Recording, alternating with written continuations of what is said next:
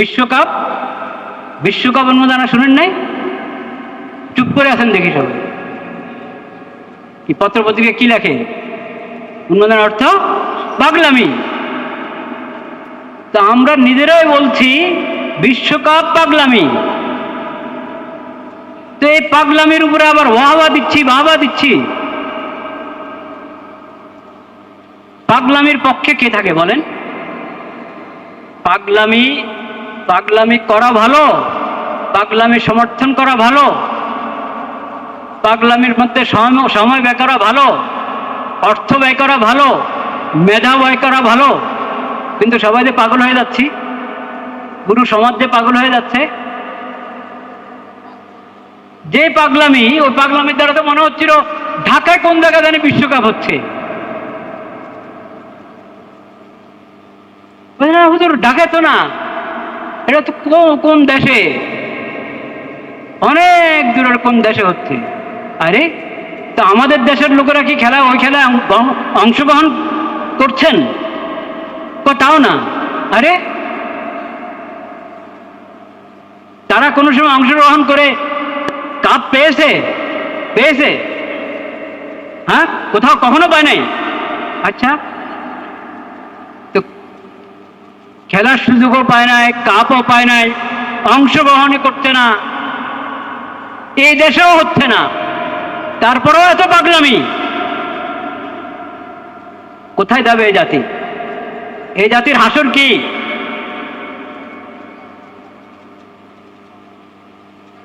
নিজের লজ্জারও তো একটু ঢাকতে হয়,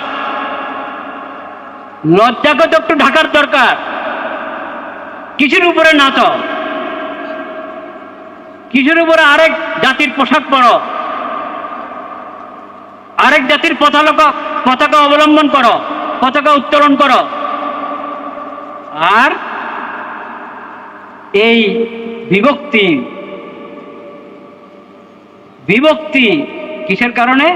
আমি এই দলের এই খেলোয়াড়দের সাপোর্ট করি, ওরা ওই খেলোয়াড়দের সাপোর্ট করে। এরা ব্রাজিলকে আর ওরা দুই দেশের খেলোয়াড়দেরকে দুই গ্রুপ সাপোর্ট করে। এখন এই দুই গ্রুপের মধ্যে মারামারি হতে হবে, হাতাহাতি হতে হবে, খুনাখুনি হতে হবে। এটা কি স্বাভাবিকভাবে তো প্রশ্ন উঠবে যে খেলা নিয়ে কি খেল শুরু হলো? প্রশ্ন উঠবে কিনা? আমাদের দেশে খেলা নিয়ে এই কোন খেলা? খালি এই দেশে তো না, সব দেশে। তো খেলাকে পেশা বানাইতে পারে, খেলাকে একমাত্র ধান্দা বানাইতে পারে যাদের আর কোনো ভবিষ্যৎ নাই। খেলা দিয়ে সান্ত্বনা, খেলা দিয়ে কি সান্ত্বনা। যাদের আর কিছু নাই, ভবিষ্যৎ নাই, আখিরাত নাই, যারা শুধু এই কাপে পাবে না, কেউ পাবে ওটা দেখেই উনি খুশ, ওটা দেখে উনি হাতে তালি দেন, ওটা দেখেই ওনার জোহরের নামাজ শেষ, আসর শেষ, মাগরিব শেষ, ফজর শেষ, রাত্রের 10টা শুরু হবে না, রাত্রের 1টা 2টা কখন শুরু হবে, কোন দেশের খেলা, আর সারা রাত ঘুম শেষ, সারা রাত ঘুম দেয়। এবার ফজরও শেষ, ফজরও শেষ, পরের দিনের ডিউটিও শেষ। কি সরকারি অফিস আদালতগুলোতে, বেসরকারি অফিস আদালতগুলোতে ঝিমে কিনা ডিউটির সময়? ডিউটির সময় ঝিমে কিনা? যেহেতু সারা রাত সেই তালে ছিল। তো পুরো জাতি একসাথে পাগল হওয়া উচিত। পাগল তো কিছু লোক পাগল হবে, তাদের চিকিৎসা করবে জাতি। পুরো জাতি একসাথে পাগল হয়ে যাবে। ইন্না লিল্লাহি ওয়া ইন্না ইলাইহি। তো এই জাতিকে, পুরো মুসলিম জাতিকে পাগলামি থেকে বের করান আর পাগলামি থেকে বাঁচার ভূমিকা পালন করা দরকার। আমাদের সমাজকে, সমাজের শীর্ষস্থানীয় লোকদেরকে, সরকারকে, সরকারের প্রধান দায়িত্বশীলদেরকে, জাতিকে কিসের থেকে বের করতে হবে? পাগলামি থেকে বের করতে হবে। কিন্তু এই পাগলামি, এটা তো পাগলের পাগলামি না। পাগলের পাগলামি তো মাফ করা যায়, সুস্থ মানুষের পাগলামি মাফ করা যায়? এটা তো সুস্থ মানুষের পাগলামি। এটা তো সুস্থ মানুষের পাগলামি ভাইরা আমার। এই পাগলামিতে পড়ে না সময়ের কোনো দাম আছে, না মেধার কোনো দাম আছে, না অর্থের কোনো দাম আছে। সব কিছুর অপচয় অপব্যয় হচ্ছে পুরা বিশ্বব্যাপী। আর নোয়াখালীতে একটা কথা আছে, নোয়াখালীতে মনে হয় সারা দেশে আছে, হইল নাচে বল নাচ, মানে এটার উচ্চারণটা আর কি নোয়াখালী, হইল নাচে বোয়াল নাচে, লগে তেত্তিনিও নাচে। শোল মাছও লাভ দেয়, বোয়াল মাছও কি দেয় সাথে সাথে। এখন যদি পয়সা মাছ একবারে ছোট ছোট এগুলো যদি ওরকম নাচা শুরু করে, তো এটা নাচা হবে নাকি? তো ওরা তো আখিরাতের উপরে তাদের বিশ্বাস নাই। যাদের আশেক হয়ে আছো তোমরা, ওদের তো আখিরাতের প্রতি বিশ্বাস নাই। ওদের দুনিয়ায় শুরু, দুনিয়ায় শেষ। ওরা তো দুনিয়া পাচ্ছে, তোমরা তো আখিরাতের প্রতি বিশ্বাসী। তোমরা যে ওদের পিছনে দৌড়াচ্ছ, ওদের আশেক হচ্ছ, তোমরাও নাচানাচি করো। ওরা তো নাচানাচি করছে দুনিয়ার একটা কাপের জন্য, আর তুমি নাচানাচি কিসের জন্য? তোমার জন্য তো আল্লাহ পুরো জান্নাত সাজিয়ে রেখেছেন। ওই জান্নাত পাওয়ার জন্য তোমার খবর নাই। ওই জান্নাত থেকে গাফেল হচ্ছ তুমি। আখিরাতে, কবরে, হাসরে আল্লাহর পাকড়াও থেকে তুমি গাফেল হয়ে যাচ্ছ। স্ত্রীর হক নষ্ট করছ, সন্তানের হক নষ্ট করছ, অফিসের হক নষ্ট করছ, সবার হক নষ্ট করছ। তোমার দান্দা একটা কেড়ে কয়টা গোল দিল নাকি, কয় নম্বরটা চলছে ওটা ছাড়া। বড় বড় মানুষ, বড় ব্যবসায়ী, হ্যাঁ, কিন্তু কতক্ষণ পরে কানে কানে শুনে আর কিনে নিজে ব্যস্ত মিটিংয়ে, ব্যবসার মিটিংয়ে ব্যস্ত, ওর ভিতর দিয়ে কানে কানে শুনে নেয়, ওর ভিতর দিয়ে মোবাইল হাতে নিয়ে দেখে নেয়। শান্তি নেই অন্তরে। তো সবাইকে পাগল বানিয়ে ফেলছে খেলায়। এ জাতির কোনো ভবিষ্যৎ নাই ভাইরা আমার। এটা থেকে বের হয়ে আসতে হবে। সৎ সাহসের দরকার, সৎ সাহসের দরকার। সমাজের দায়িত্বশীল, দেশের দায়িত্বশীলরা যদি সৎ সাহস অর্জন করতে পারে যে না, দেশে এটা চলবে না, যেখানে সীমান্তে আমরা নিরাপদ না, সীমান্তে আমরা নিরাপদ না, পাশের দেশে সংখ্যালঘু মুসলিমরা নিরাপদ না, এমন অবস্থায় খেলার মধ্যে, খেলার পিছনে আমরা পড়বো, খেলার দান্দায় পড়বো, আমরা আখিরাত থেকে বেখবর হয়ে যাব, যেখানে আমাদের রবের দরবারে হাত তুলে কাঁদা দরকার। হ্যাঁ, একদিকে আমরা বলছি মূল্যবোধ শেষ হয়ে যাচ্ছে, আখলাকের অবক্ষয়, চারিত্রিক অবক্ষয়, শিক্ষার অবক্ষয়, সব দিকে দেশে অবক্ষয় আর অবক্ষয়। ঠিক ওই সময় বিশ্বকাপের উন্মাদনায় পুরা জাতি মেতে উঠে। কেমন কথা এটা?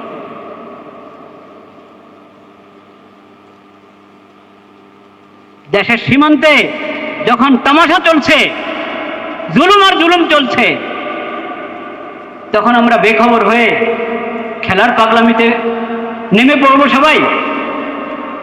যখন গাজাতে মুসলমানদের কি অবস্থা, কাশ্মীরে মুসলমানদের কি অবস্থা, হিন্দুস্তানে মুসলমানদের কি অবস্থা, এই সমস্ত খেলা নিয়ে খেয়াল বুঝবেন না যে ওরা বুঝে না কিছু, ওরা সব ভালো বুঝে শুনে ওরা খেলার পাগল হয়ে আমাদেরকে পাগলামিতে নামিয়ে দেয়। তারা কিন্তু সুচিন্তিতভাবে এসব নকশা আঁকে, সুচিন্তিতভাবে নকশা আঁকে, যাতে আপনি বিশ্বের উপরে দৃষ্টি না থাকে। আপনার মুসলিম ভাইরা কোথায় কোথায় মজলুম হচ্ছে, ওইদিকে আপনার দৃষ্টি না থাকে। আপনার দেশে কোথায় অন্যায় অবিচার হচ্ছে, আরো কয়জন রবিশা হত্যা হচ্ছে, ওটা থেকে যাতে আপনার দৃষ্টি চলে যায়। এজন্য বিশ্ব মোড়লরা এই সমস্ত পাগলামিতে নামিয়ে দেয় মানুষদেরকে। নতুবা এই দেশ এখন পুরো কান্নার মধ্যে থাকা দরকার, আল্লাহর দরবারে কান্নাতে থাকা দরকার। সে জায়গায় খেলার পাগলামি কেন? অমুসলিমদের সাথে তোমার খেলার ভালোবাসার নামে আল্লাহর দুশমনদের সাথে তোমার ভালোবাসা হয়ে যাচ্ছে। খেলার ভালোবাসার নামে তোমার মুসলিম ভাইদের সঙ্গে তোমার শত্রুতা হয়ে যাচ্ছে। আল্লাহর দুশমনের সাথে তোমার বন্ধুত্ব হয়ে যাচ্ছে। আল্লাহর নেক মুসলিম বান্দা, মুমিন বান্দা, তোমার মুসলিম ভাই, তাদের সঙ্গে তোমার শত্রুতা হয়ে যাচ্ছে। এই যে ভৈরবে কি হলো কয়দিন আগে, জুনের 5 তারিখে 5 ঘন্টার মতো রেল লাইন বন্ধ ছিল কিনা, 30 জনের মতো আহত হলো কিনা পুলিশ সহ। এটার নাম খেলা। 2 গ্রামের মাত্র কি খেলা খেলে, হ্যাঁ? একটু খেলা নিয়ে 30 জন আহত, এবং পুরা রেল লাইন 5 ঘন্টা বন্ধ হওয়ার মানে কত হাজার হাজার মানুষ ভোগান্তিতে পড়েছে দেশের বিদেশের।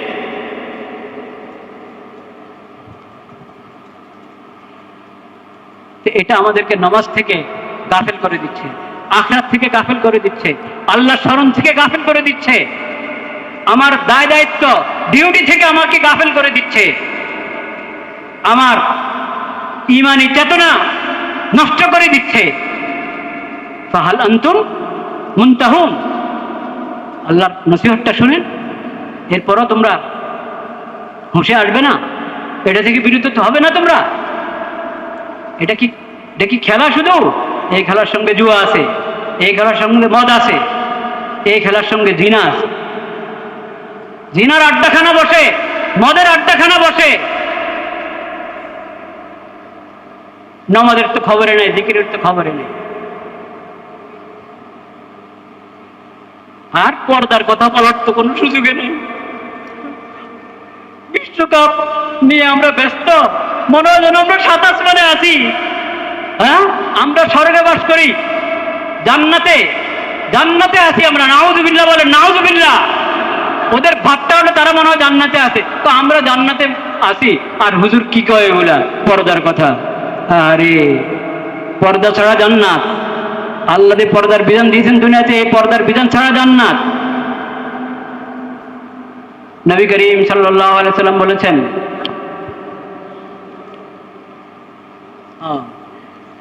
লা ইয়াকুনান্না মিন উম্মতি আকওয়াম ইয়াস্তাহিল্লুনা আল-হিরা ওয়াল হারির ওয়াল খামরা ওয়াল মাআজিফ ওয়া লা ইয়ানজিলান্না আকওয়ামুন ইলা জামবি আলামিন ইয়ারুহু আলাইহিম বিসারিহাতিন লাহুম ইয়াতিহিম ইয়ানিল ফাকির লিহাজাতিন ফায়াকুলুনা ইরজি' ইলানা গাদান فيبيتهم الله ويدع العلم ويمسخ آخرين قردة وخنازير إلى يوم القيامة। দীর্ঘ হাদিস। প্রথম অংশটা আমি বলছি, নবী করিম সাল্লাল্লাহু আলাইহি ওয়াসাল্লাম আগে আমাদেরকে সতর্ক করে গেছেন, আমার উম্মতের মধ্যে উম্মত নবী সাল্লাল্লাহু আলাইহি ওয়াসাল্লামের পরে কিয়ামত পর্যন্ত যারা আসবে সব নবীজির উম্মত। 2 রকম উম্মত, কেউ নবীজির দাওয়াত গ্রহণ করেছে, ওরা হলো মুসলিম, কেউ দাওয়াত গ্রহণ করে নাই, তারা হলো কি অমুসলিম। এমন কিছু গোত্রে, এমন কিছু কওমের আবির্ভাব হবে যারা জিনা ও রেশমকে এবং মদ ও বাদ্যযন্ত্রকে হালাল মনে করবে। নবীজি কি সতর্ক করে? এখন এই যে খেলা, এই খেলা শুধু খেলা না, এই খেলার মধ্যে সব হারাম জিনিসকে হালাল মনে করা হচ্ছে। হালালের কেউ হালাল হুবহু হালাল মনে করে, আর কেউ এগুলোর সঙ্গে হালালের আচরণ করে। বলেন নাউজুবিল্লাহ। এখন কি তামাশা হয়ে গেল, ঠিক এমন একটা মুহূর্তে যখন পুরো জাতি পাগলামের মধ্যে, ঠিক এমন একটা মুহূর্তে আমাদের প্রাথমিক বিদ্যালয়গুলোর মধ্যে নাকি নতুন নতুন কিছু যুক্ত হচ্ছে। কি যুক্ত হচ্ছে? সঙ্গীত যুক্ত হচ্ছে, আর হ্যাঁ কি নাট্য যুক্ত হচ্ছে, আবার নৃত্য যুক্ত হচ্ছে। তাও শেষ হয় না, আরো আছে, এগুলো যুক্ত হচ্ছে। বুঝতে পেরেছেন? এটা কি মানে দেশের উজ্জ্বল ভবিষ্যতের প্রতি ইঙ্গিত বহন করছে, না আরো শিক্ষা এবং চরিত্রের অবক্ষয়ের ইঙ্গিত বহন করছে? বলেন না কেন? শিক্ষা এবং কি চরিত্রের অবক্ষয়ের ইঙ্গিত বহন করছে। আল্লাহ এটা থেকে জাতিকে সজাগ হওয়ার তৌফিক দিয়েছে। কিন্তু যদি চাই হেদায়েত, যদি চাই পাগলামি থেকে বের হয়ে আসতে, তাহলে আমাকে আখরাত